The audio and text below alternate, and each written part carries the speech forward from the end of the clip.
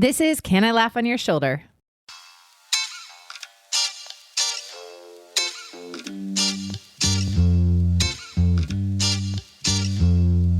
Hey, welcome to Can I Laugh on Your Shoulder? I'm Molly Stillman, and this is a podcast where each week we have different, raw, funny, often brutally honest conversations about the things that matter most. Faith, business, life, and everything in between, where we each learn how to be good stewards of the things we've been entrusted with, even our stories, and how we can use those things to serve others and leave our families, our friendships, and our communities a little better than we found them. I want to create a space where people are unafraid to be themselves and unafraid to ask the questions the rest of us are thinking. My goal is to make you laugh, cry, and laugh till you cry. My guest this week is Christa Hardin. Christa has counseled and coached couples all over the globe for 2 decades. She is the founder of Reflections Counseling Center and hosts the very popular Enneagram and Marriage podcast, which has over 1 million downloads. And she has helped thousands of couples find refreshment, joy, balance, and connection together. Christy uses the Enneagram and other research-based marriage tools to give couples deeper insight into their strengths and shadows, and to help them determine how they can shine brightest in the world together.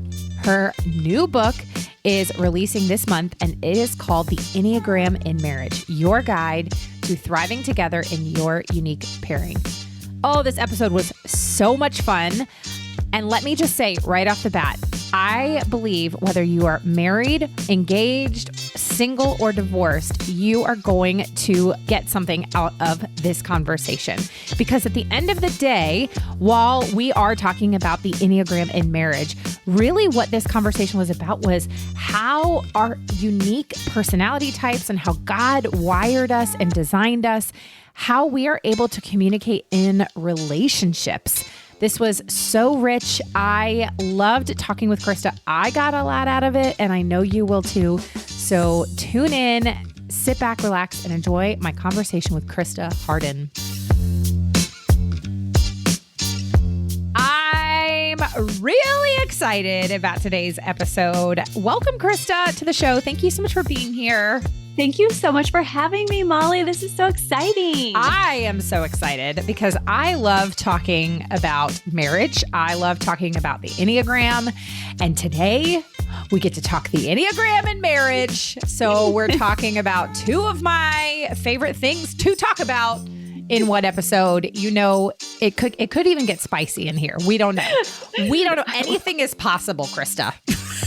Ooh, this is very exciting for me. I love that. You just awakened my soul. You just never know. You never know. All right. Well, so we are going to dive into a really fun topic today. Again, you have a book coming out in October called The Enneagram in Marriage, Your Guide to Thriving Together in Your Unique Pairing.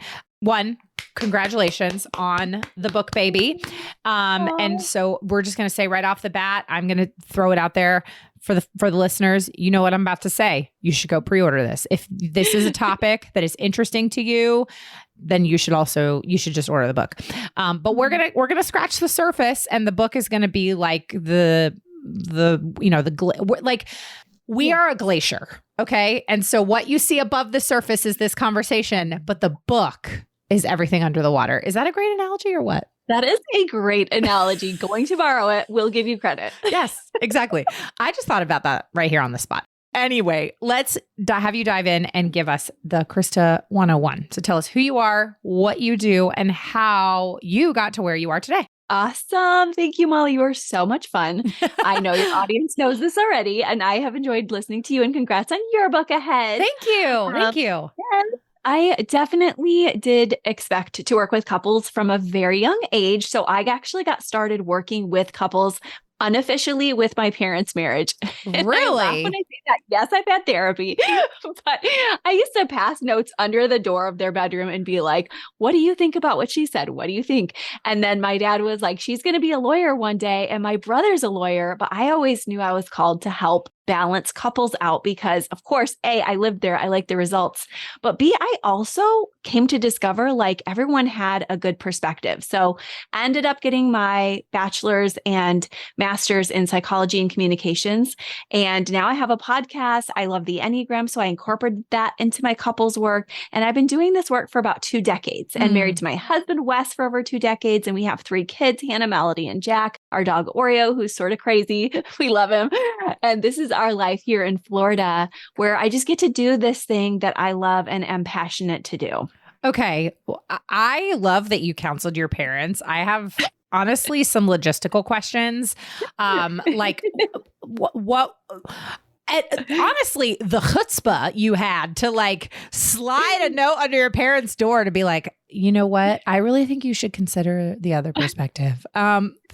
Yeah. Amazing. Can you just tell me like, what was your parents' reaction to that? And did they actually heed your advice? Okay, here we have to place what was happening in my parents' life. I'm their 4th of 4 children. Okay. They were exhausted. Yeah. They were like, we'll take whatever help we can get. Throw us a bone. We had your sister and brother and other sister like 10 years before you, like, what have you got? And so like, that's probably where they were coming from. Amazing. And I remember just being like, not content to have the disharmony in the home and just this sense of like, if I don't do something, nobody's going to. Yeah. And sometimes there were extreme tempers. So I had that motivation that I was like, I need the peace. I like the peace. I'm a type 7, but I have a type 9 in my tri-type. And so there's this part of me that really enjoys everybody being happy. And so that was sort of my internal. And then I think, like I said, they just exploited it a little because they're like, we're tired. Like, what have you got? Right. So we all work together. But sometimes I would be a little annoyed, like, oh, like, why does my mom need my support? Or, why does my dad not do this without me? And they did. They were best friends till the very end. They both passed away, but they were married for well over 40 years. And they always saw themselves as the Heathcliff and Catherine of Wuthering Heights. So they knew their marriage was stormy. They were a notebook couple. And they were just, when my mom died, my dad did the Addams Family thing at her funeral. And he was like, mon cher, like this huge drama. And so I also knew I was from a very dramatic family, if that makes sense. Oh, yeah. Oh, yeah. I'm the daughter of 2 recovering alcoholic Irish Catholics. So we know drama in the Buckley household. Yeah. So, and also hilarity. If you know what I mean, like lots of humor, lots of humor, big feelings, loud laughs. So yeah, I absolutely know that. Okay. So I know, like, I love when I see and hear these stories of people who knew at an early age what God was calling them to do. And it's so interesting to see how you, from a very early age, were bold in really embracing and stepping into God's super unique calling on your life. Where did the Enneagram piece come in? Such a good question. And I do love how God has been there through it all, even before I knew he was there. And the Enneagram really came in about 8 years back. I was hanging out with a good therapist friend. We both went to Wheaton College together and we were meeting in Marco Island, Florida, while she and her family were vacationing. And I was like, hey girl, what's up? And she's like, hey, have you heard of the Enneagram? Well, I had taken a test and I had done a lot of assessments. At one point, I was a master's level psychologist in the state of Michigan. So I was very used to huge thousands of dollars assessments with lots of batteries. And it was something I embraced because I love writing. But I also was like, oh, wow, if I take on another huge assessment, it's going to be a lot of hours and a lot of time. And I'm still not going to get super close potentially, even though I felt I was pretty good at it. I was like, it's really hard to nail things out across 6 or 7 inventories. Right. So when she told me about the Enneagram, I know she's a type 4. For those who know, 4s are very people of depth and creativity. And I said, I'm going to give it another look because you said to. I thought it was just sort of high level work. And when I say high, I mean like basic, almost like high up, not deep. And so when I gave it the second look, I haven't looked back because I found such a great piece of marriage depth And I don't use those assessments anymore. I feel like the Enneagram has done a good job of replacing it because it has what all of the other inventories have, plus it goes as deep as you'd like it to go. Right. And then I also have enjoyed just really using it with my clients in marriage. So that was the other piece, that Wes and I had been married for about 13 years already. And we were feeling like we were doing pretty okay because of my field and because we had our faith, but we were sort of treading water maritally. Like we had our dates and our little vacays, but it was really costing us to not have as much compassion for each other. Yeah. And so when we started to learn the Enneagram, as many of you probably know, we developed a new compassion for each other's depths and reasons for why we behave the way we do.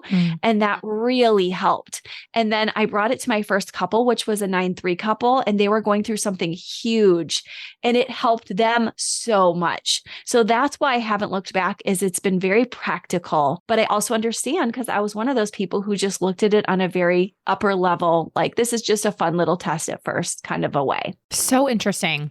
Okay. So I love the way that you put this in perspective. And this is, as far as how we relate to others is a newer, my brain is having, it's a newer thing my brain is wrapping around. And actually it's thanks to a guy by the name of Jesse Eubanks. I don't know if you know Jesse, in the Enneagram world. And he came out with a book in January, I want to say. He was, if you listen to the podcast, y'all can go back and listen to my episode with Jesse from January of this year.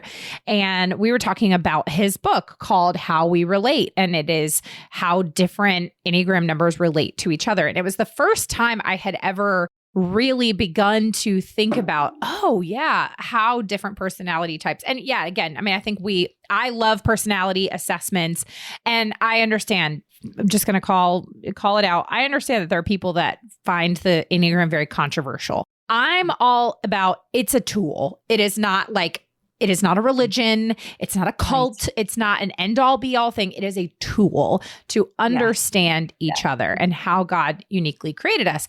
And anyway, Jesse's book had really kind of cracked that door open for me. Because before that, I really just saw the Enneagram as a tool to better understand myself. But one of the things that Jesse has done really well, and that you do so well in this book, is using it as a tool to think about how you relate to others, but how you actually have a healthier relationship with other people, not even just in the context of marriage. So when did that light bulb really go off for you, and how you begun to make that connection?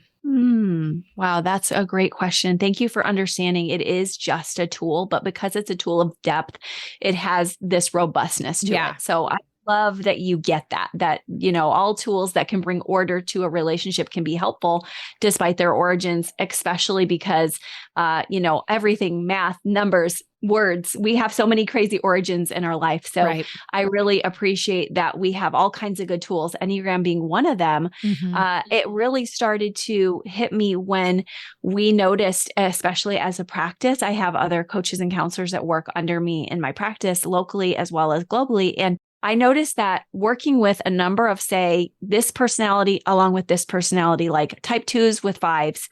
And maybe that week I had like 3 or 4 different 2-5 couples. And I would see these threads of commonalities in these unique strands that they shared that other couples didn't share. And then I also began to notice that they had a certain light about them that was unique because of their pairing. So for instance, 2s are very loving and caring and giving in the communities. And I'm a 2. I'm a 2. Yeah. Oh, look at you here. This is the perfect fit for you to be. And then 5s are often reserved, but very caring and helpful in their reserved ways. And I would see that over time, they were learning with health to cross those boundaries in healthy ways, to be able to notice these 2s were able to sit back, read a book, feel permission, know that they were still loved, even if they weren't giving in that moment, to walk with these introverted 5s, to be able to see, you know what, I am allowed to put myself out there, and there's synergy in giving together. And all of the different pairings started to just show up in multiple times in ways to where I realized there's a lot of giftedness here that people need to show forth more versus just general marriage tools that I was using before. And I just think that nuance matters. A lot of the marriage research out there tells us that when you start to nuance who you are as a couple and who what your unique gift is, we could say light, we could say gift, you shine brighter for Christ. And even if you're not a person of faith, you shine brighter in the world when your gifts are in harmony together. So that was what really helped to keep me just using this tool, is just to see not only the compassion we started to develop for each other when we learned that there were differences, but also the fact that we had a certain shine together as this pairing. That just really made me happy. I really love that perspective.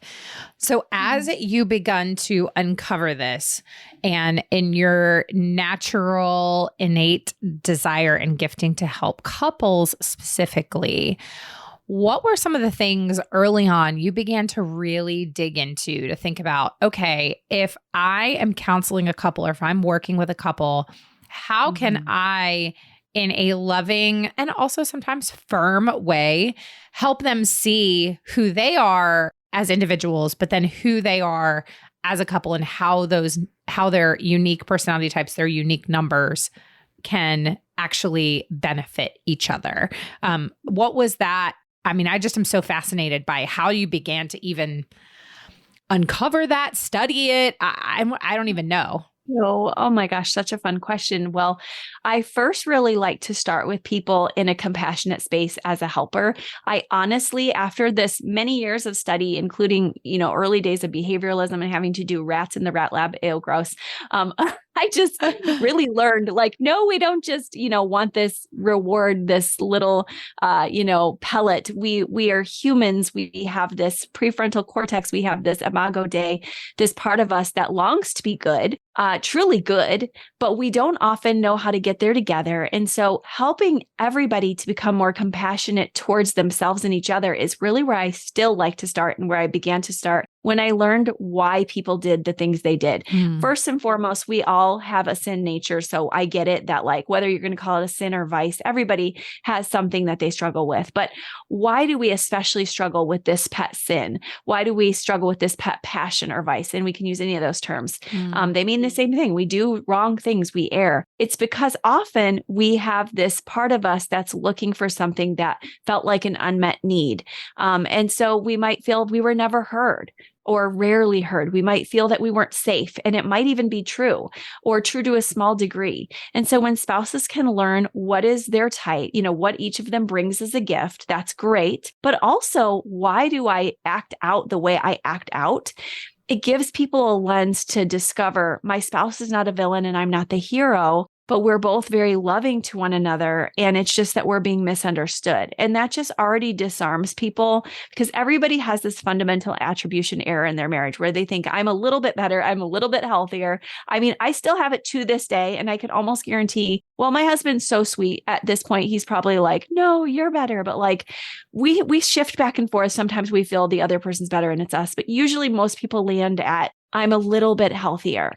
And I think that that's because, like I said, that's the human error. But when we start to go, oh, but my spouse, even if I feel I'm a little healthier or they are, at least when I look at their Enneagram type and I see Wes as a 1, I know that he longs to be good and right. And he feels that if he's not right, he's bad or wrong. And that helps me if we're having a discussion and he can't seem to come around to any kind of gray area or understand that we each have a perspective.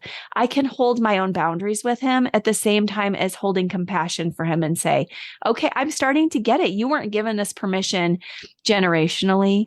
And then I will say with that, we don't just go one generation back. We go hundreds, maybe thousands of generations back of people. So we're calling ourselves to a big task, and we need a lot of compassion for that. Okay. I find this so fascinating. So for some context here, as I mentioned, I am a 2. And my husband is an 8. And when I always say that my husband's an 8, I'm like, he's an 8, wing 8. I don't think he has a 7 or 9 wing. I think he's just 100% 8. And I say that in the best way. I also say that he's a very healthy 8. So if for people that, aren't familiar with the Enneagram, you know what? Actually, real quick, I want to back way up. I understand that for people that have listened to the Jesse Eubanks episode, you're going to know this. So you can skip forward like 60 seconds in this conversation. But I would love for you to real quick give us the high level. What are the 9 types for people who might not be familiar? And maybe this is their first podcast they've listened to. And they're like, you're saying a bunch of numbers and I don't know what any of it means. Yes. Okay. So the Enneagram is a system for typing personalities. We use numbers not in a numerology sort of way, but just as an ordering way. The type 1 is perfectionistic, often feels that they might not be right or good, but hopes to be. Type 2 is a giver, a helper, doesn't want to be covered in shame if they're not giving. Type 3 is also a heart type like 2 and wants to be giving and loving, but they usually do it in a performative way. Type 4 is often very artistic, creative, and likes to go to the depths with people, also very heart-oriented. Type 5s are people who are investigative, research-oriented. They really are thinkers at the heart and worried about not being competent. Type 6s have just a lot of fears in general and can deal with cowardice, but on the great high level, they are so intelligent and analytical and healthily skeptical and also very loyal. Type 7s are enthusiastic and joyful and optimistic at their best. And they also struggle with feeling like they have to do it all alone and carry a lot of plates. Type 8s are very protective and defenders toward their people. And yet at times they can feel very unable to be or unwilling to be vulnerable because they've been hurt very badly in the past and it stings. And then type 9s really long to be heard, long to be loved, love to see every perspective, great mediators, peacemakers, but because they feel unheard can go back down into sloth a lot. So maybe you heard yourself somewhere in there, or even maybe you identified with a couple of those types. Oh, that's so good. Yes, that's the perfect 60 seconds just overview. Yes. So, and and I've actually even had if this is a topic just for listeners, if this is a topic that you're interested in, I'll make sure to include the links to these past shows in the show notes. But I've got a conversation with Jesse Eubanks. I also have had Ian Morgan Cron on the show, who's like the Enneagram. I don't even know how you would describe. Like he's not the godfather of the Enneagram, but maybe like the modern day godfather. I would say that's a great term because Suzanne Stabile is the godmother, and they gave us the road together. Yes, exactly. So if you're looking to dive deeper into that, I'll make sure to have those resources in the show notes. But okay, so now that we've given that kind of foundation there, I am a 2, my husband is an 8, and when I learned that, it really opened up to help me better understand him and understand where he was coming from. And it's really interesting. And I would be curious to know your thoughts on this. Is we have always, so we've been together 13 years. We've been married for 11 and a half. And I can honestly say, this is not like, I'm not, just making this up. I can honestly say that we've had very little severe conflict in our marriage. I can't even really think of like maybe on less than, 5 times in our entire marriage where we've had what I would even deem a fight. We certainly have disagreements. We certainly have times where we probably get on each other's nerves, but we've never, ever in the history of our relationship really ever raised our voice at one another, or, it's just usually where John would say this. So I have permission where he's like, I probably said something stupid and pissed her off. And then she walked out. You know what I mean? Like, and then certainly I've had my moments as well.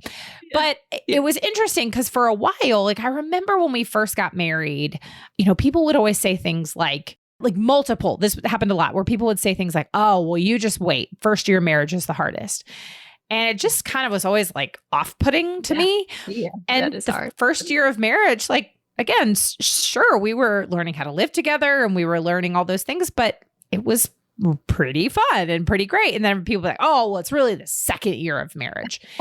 and then the second year of marriage came, and second year of marriage was pretty great and fun, and kind of so on and so forth, where for years we were getting this like, oh, well, you just wait. The 7-year itch is going to come.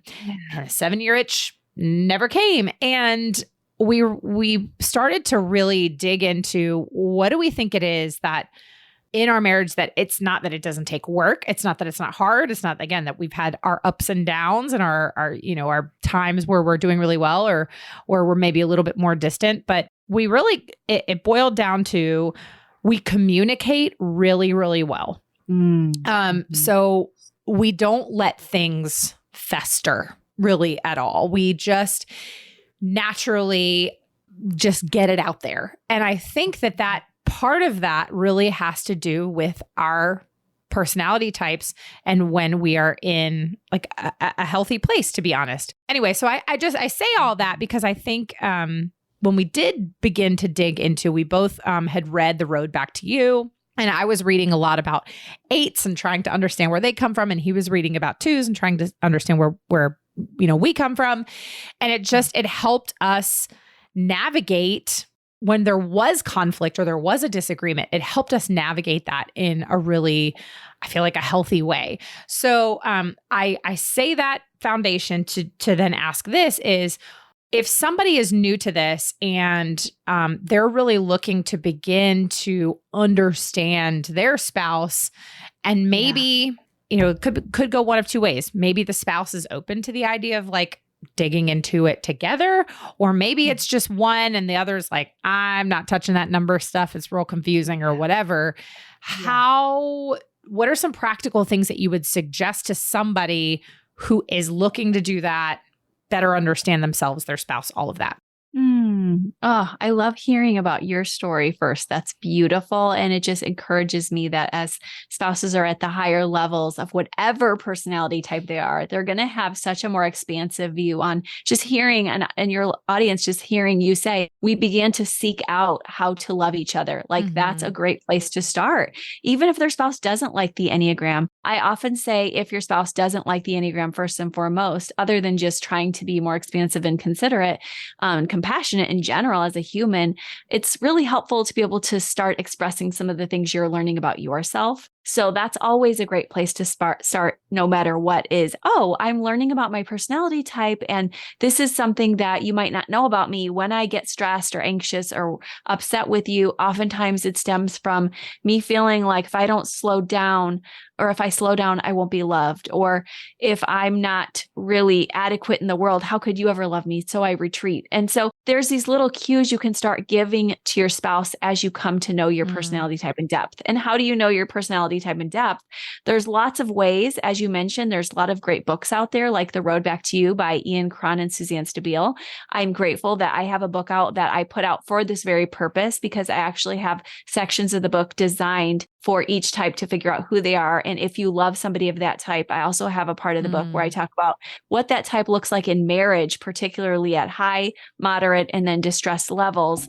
And then I also have a part of the book that has the pairings themselves and a mini treatment plan for each pairing at different seasons of their marriages, because you're a little bit of a misnomer in a great way that you guys don't fall inside the bell curve of most couples after the first 5 years of marriage going down a little bit, just a little bit, and then a little bit more and a little bit more. And so when couples do find themselves in that space, I'm trying to help them right there so that they can lift back up. I also have a ton of free resources on my website, just very basic. What is the Enneagram? How can I use it?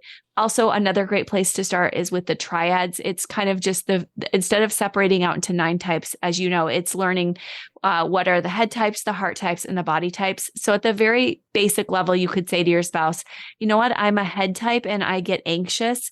So can we take this a little slower? Or I'm a heart type and I need to process. I'm at that 2, 3, or 4 region and I need to feel attention from you. Or I'm a body type like your husband, an 8, 9, or 1, and my husband's in there too. And I see the world first through right and wrongs and justice. And so just even having some very basic language can help you guys to maneuver that nobody's bad or wrong once again or villainized, but that we're just able to see the world through different lenses. And by looking at the way our spouse sees the world differently, we do become more expansive. And that's the beauty of what I was sharing that I get to see. And I call that your Enneagram glow, the way you guys shine together. That's so good.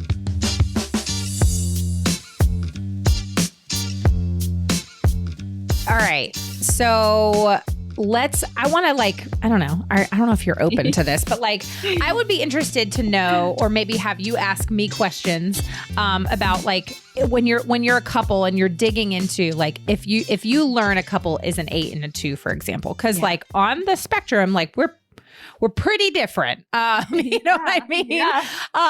And so what are some of the first things you begin to ask when you say all right, when you're meeting with a couple, whether they're in kind of maintenance mode, they're just going in to see you for a checkup, or they're in crisis? Yeah. So if I have an 8-2 couple and they've done their work to establish that they know those are their temperaments, I usually start out with something of what I mentioned in terms of the body triad for the 8 and the heart triad for the 2, to where I would be able to say, something I've noticed that I love about you guys is that one of you is super into right and wrong and maybe more of a black and white thinker.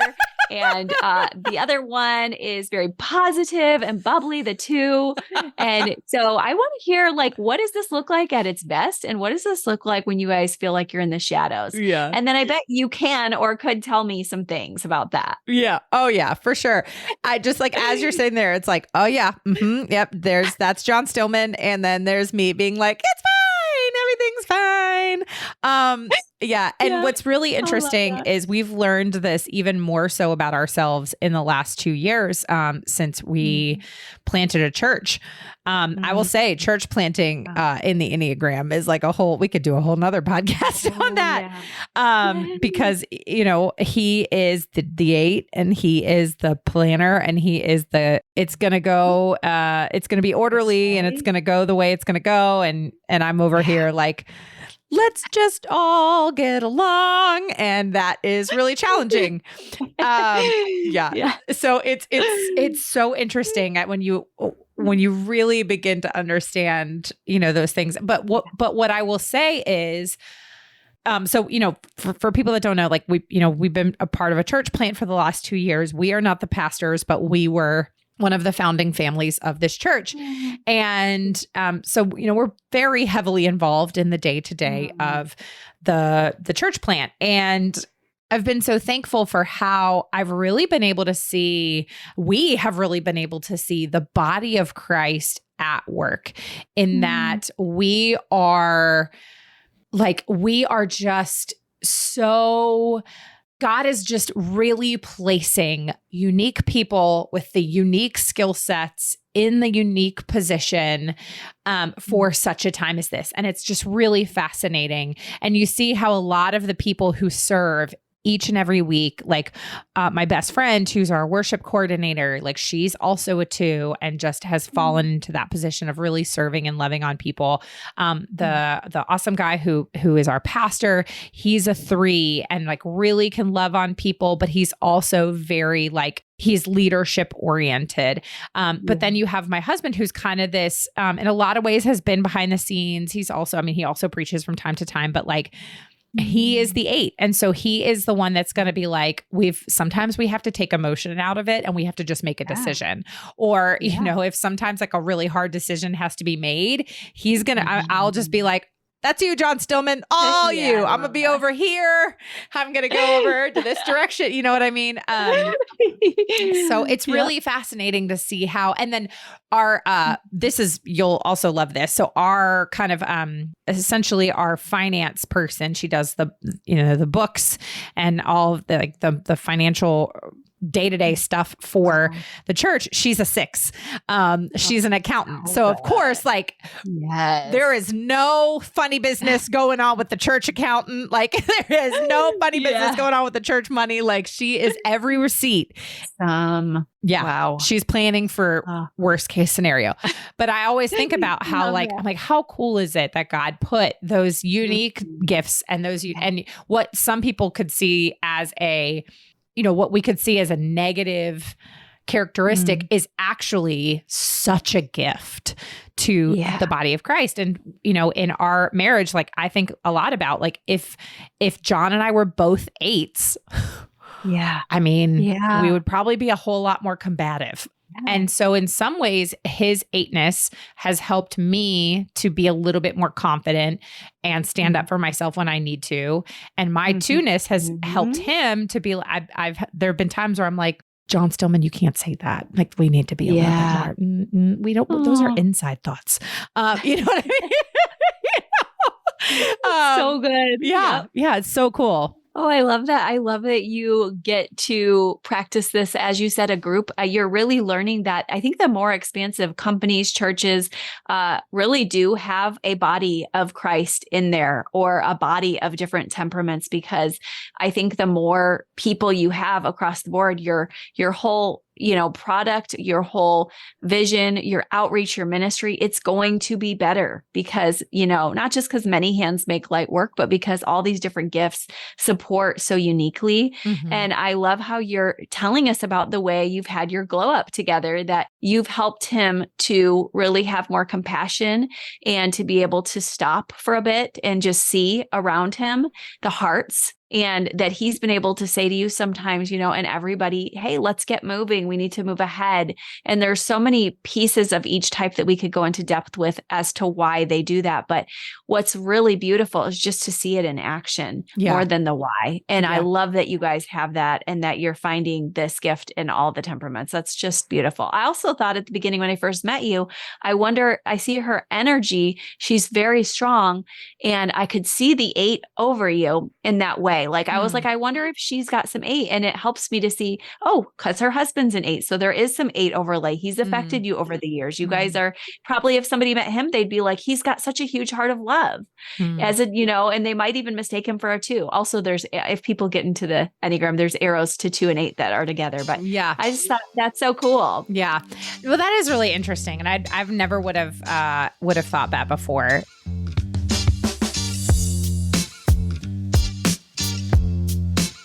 Okay, so I know that we would not have nearly enough time to be able to do this, but I would love for you to maybe you can give some generic examples, but you can, rename couples you've actually worked with.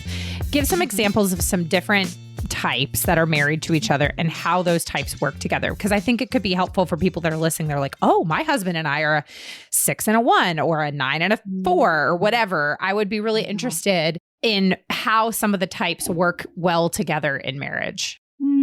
Yeah, I love that question. Each one does. There's 45 possible pairings. Each one does have a very particular look to them. I'm going to give you a common one I see, 1-3. That is a very common pairing. It's a very busy pairing because 1s are doers. And as you mentioned with the pastor at your church, the 3s also get things done. They're both part of a logical part of the Enneagram where they're just kind of going to talk through an argument with like, let's make some plans, let's make some strategies, let's do this. The 1 is going to be a little bit more aware of like, what are the feelings around me and making sure that I take care of everybody. 1s, as you guys heard me say, are perfectionists and want to do things right. And the 3 is more, let's move ahead, let's move forward, let's be loving and generous, but let's get the goals done. So sometimes that 3 in the marriage can cut corners a little bit, which can really irritate a 1 who wants every little thing in place, whatever their focus is. It might not be the house, it might be the ministry or something else completely, but it's got to be detailed and almost perfect. And the 3 is like, I want to make it beautiful and excellent, but I want to move more quickly. And so what you find with this pairing in marriage is they're doing awesome things in the world. As you heard, I said excellent and near perfect. Like these people are killing it out there. But often at home, there's very little between them because there's this animosity of, like I said, that 1's got the resentment going. And the 3 is also a heart type. So they're like deep down, I just want to be loved for who I am. I want the attention. And the 1 is off doing busy things in order to be right. So you can hear how they could go off track and not have much time together. So for this pairing, when I see them, one of the first lines of action for them is to really regain about 6 hours a week, minimally of quality time, just the 2 of them, not planning anything, not doing anything, just reconnecting in the heart space. And also, of course, the 1 can also help them the 3 to be a little bit healthier for ethics and morals because 1s are all about that. So they do help one another in their depths. Another common pairing I see a lot is 8-9. That's maybe the most common pairing in the world. Wow. We don't know, but that's the one that seems to buy most of my pairing guides and the one that Trudy Psychometrics, whom I work with, and they've tested thousands. They see a lot of 8s and 9s. And I think it's because there's more of them in the world, actually. Interesting. Yeah, so they pair up, but they're both of this justice type. So sometimes there's a very strong sense of justice between them. Also, 1s and 9s are like that. And so it's like when you get 2 justice types together, or you even mentioned another 2 parts, you mentioned 2 8s together, you see people who are very similar, whether they're head types, heart types, or these gut/body types. They're like, oh my gosh, I feel so strongly, and yet I feel differently than you about this. So even within that, there's a difference. And yet the good part is that they have some similarities where they're like, Usually you might find a sibling or a parent where you're like, oh, we butt heads. But if you're paired up intentionally in a marriage, oftentimes you really are passionate about the same thing. So now you have two justice types ready to roll on something they both love. But if it's that 8-9, because the 9 doesn't feel heard, and because the 8 can move so quickly, like you said with your husband, like, let's just do this, sometimes the resentment can grow for that 9, like, you're pushing ahead without me consenting, or the 8 feels like you're not doing anything. You're so slothful. I have to do it all. So this is what I run into with that pairing in particular. This is fascinating. I would love to sit here and just like be like, all right, do a 6 and a 5. This would be fascinating.